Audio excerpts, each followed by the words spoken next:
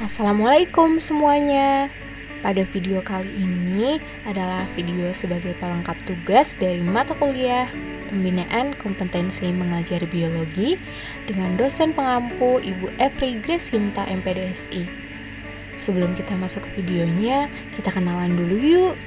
Nama saya Faita Salsabila, saya dari Universitas Indraprasta PGRI, jurusan Pendidikan Biologi semester 7.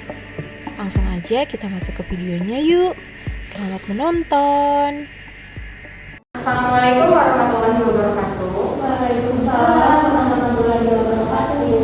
Selamat siang anak-anak. Selamat siang. Gimana kabarnya hari ini? Alhamdulillah baik Ibu. Alhamdulillah, semoga kita semua sehat selalu ya. Jadi sebelum kita memulai pelajaran kali ini, alangkah baiknya agar pembelajaran yang kita lakukan ini diberkahi oleh Allah. Mari sama-sama kita berdoa dulu ya. Berdoa dimulai.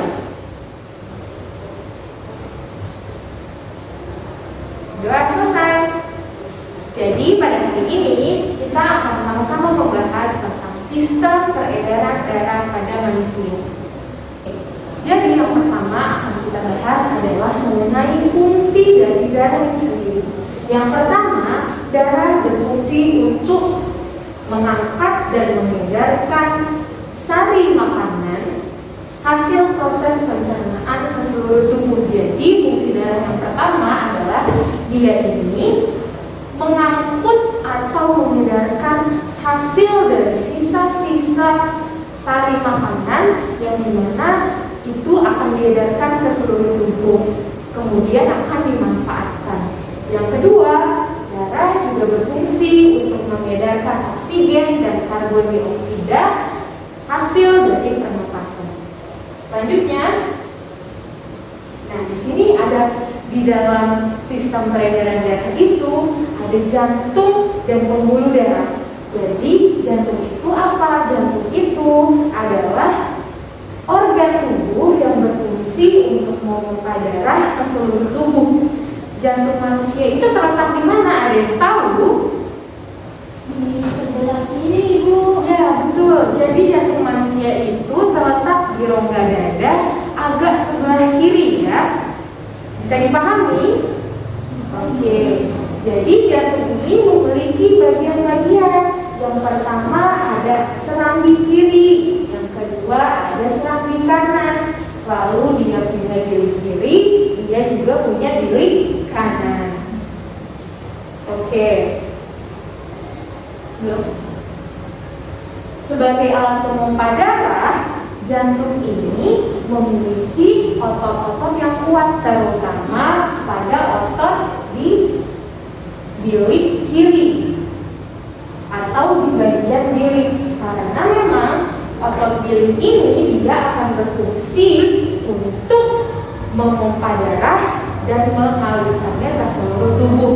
Jadi karena dia punya tugas yang kuat, dia juga punya otot yang tebal. Oke, selanjutnya. Jadi dalam peredaran darah itu ada pembuluh darah. Pembuluh darah itu yang pertama ada pembuluh darah nadi atau arteri. Pembuluh darah arteri atau pembuluh darah nadi ini adalah pembuluh darah yang mengalirkan darah keluar dari jantung. Jadi darah-darah yang ada di dalam jantung ini itu dialirkannya oleh pembuluh darah nadi. Yang kedua, di sini ada pembuluh balik atau vena. Di mana pembuluh balik atau vena ini itu ada dua. Ada pembuluh balik atas dan pembuluh balik bawah. Tugasnya apa? Ya, tugasnya adalah mengalirkan darah untuk masuk ke dalam jantung. Kalau tadi fungsi dari pembuluh nadi itu dia mengeluarkan atau mengalirkan darah keluar dari jantung, kalau pembuluh balik ini dia mengalirkan ke dalam jantung. Begitu ya? Bisa dipahami? Bisa Ibu. Bisa ya, oke. Nah, darah dalam tubuh manusia ini selalu beredar dalam peredaran darah. sehingga bisa disebut dengan peredaran darah tertutup. Jadi setiap saat itu darah itu selalu beredar ke seluruh tubuh, karena tadi yang sudah dijelaskan sama-sama ya, diedarkannya oleh jantung dan pembuluh darah yang di dalamnya tadi. Lalu berdasarkan panjang dan pendeknya jalur yang ditempuh peredaran darah manusia itu dibagi menjadi dua. Ada peredaran darah besar dan peredaran darah kecil. Peredaran darah besar ini dia berlangsung dari dalam jantung, kemudian dia akan ke paru-paru. Setelah itu dia akan kembali lagi ke jantung, atau urutannya seperti ini. Dari serambi kanan dia akan ke bilik kanan, lalu dia ke paru-paru.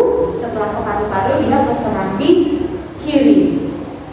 Selanjutnya ada peredaran darah kecil. Peredaran darah kecil ini berlangsung dari jantung ke seluruh tubuh, kemudian kecuali paru-paru, kemudian dia akan balik lagi ke dalam jantung. Jadi kalau tadi itu paru-paru dimasukkan, tapi kalau untuk peredaran darah kecil atau peredaran darah besar, dia tidak mengalirkannya di dalam paru-paru.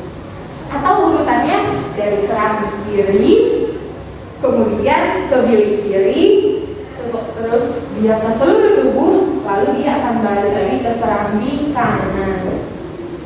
Oke, sampai sini bisa dipahami apa yang Ibu jelaskan tadi? Bisa, Ibu. Oke, semoga semuanya bisa memahami ya sama apa yang sudah Ibu jelaskan tadi. Sampai sini ada yang ingin bertanya terlebih dahulu tidak sebelum kita lanjut? Ibu, saya mau bertanya. Ya. Dalam sistem peredaran darah itu apakah bisa terjadi gangguan, Ibu? Bukan bisa, gangguan saja, Ibu. Ya, baik. Terima kasih. Pertanyaannya ini bagus banget ya anak-anak. Jadi dalam aktivitasnya peredaran darah ini bisa terganggu atau ada gangguan penyakit di dalamnya. Lalu apa aja? Ada banyak ya. Ada tekanan darah tinggi, tekanan darah rendah, kemudian ada gagal jantung, lalu ada stroke gitu. Contohnya kita bisa ambil tekanan darah tinggi atau hipertensi. Hipertensi atau tekanan darah tinggi ini adalah penyakit kronis akibat desakan darah yang berlebihan dan hampir tidak bisa konstan pada arteri. Nah, tekanan darah ini itu dihasilkan oleh kekuatan jantung ketika memompa. Jadi, kenapa bisa disebut dengan tekanan darah tinggi? Jadi, jantung ini memompa darah lebih dari kekuatan yang harusnya dia keluarkan. Jadi, itulah kenapa disebut tekanan darah tinggi. Jadi, dia memompa dengan cepat dari yang seharusnya, seperti itu. Bisa dipahami? Bisa, Ibu. Oke, semoga apa yang telah Ibu sampaikan hari ini bisa dipahami semua ya. Bisa diingat-ingat kembali lagi nanti materinya. Jangan lupa dipelajari di rumah seperti apa yang tadi sudah dijelaskan. Semoga kelas ini jadi kelas yang pintar-pintar ya. Semoga kedepannya selalu jadi kelas yang berprestasi, selalu jadi anak-anak yang dibanggakan oleh guru-gurunya. Amin. Jadi itu harapan Ibu untuk kalian. Semoga apa yang sudah Ibu sampaikan bermanfaat dan bisa kalian pelajari seterusnya ya sampai kalian nanti dewasa. Oke, itu aja yang bisa Ibu sampaikan. Sebelum kita tutup materi atau kelas kita hari ini, kita sama-sama berdoa dulu biar semua yang sudah kita lakukan selalu diberkati oleh Allah Subhanahu wa taala. Berdoa dimulai.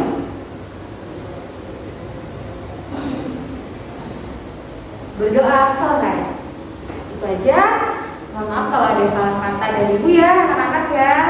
Oke, semangat terus sekolahnya, semangat terus belajarnya. Itu aja. Wassalamualaikum warahmatullahi wabarakatuh. Jadi, itu dia video mengajar untuk melengkapi tugas pembinaan kompetensi mengajar biologi. Terima kasih untuk semua yang sudah menonton. Jangan lupa di-like ya videonya. Terima kasih. Sampai bertemu lagi di video-video selanjutnya. Assalamualaikum warahmatullahi wabarakatuh.